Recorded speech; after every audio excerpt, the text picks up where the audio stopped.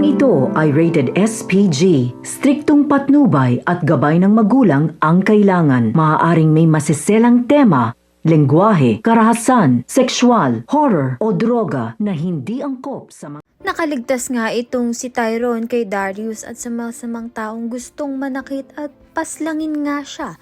Subalit, ito ngang si Angel ay bantay sarado nga siya at ayaw nga siyang pakawalan. Tila wala nga sa katinuan itong si Angel dahil ayaw nga niyang mawalay kay Tyrone at gagawin niya nga ang lahat upang mapasa kanya nga ito.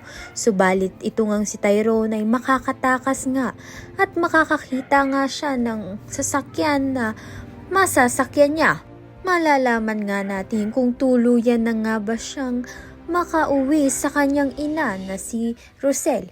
Samantalang nagtutulungan naman nga itong si Chris at Rosel sa paghahanap sa kanilang anak na si Tyrone.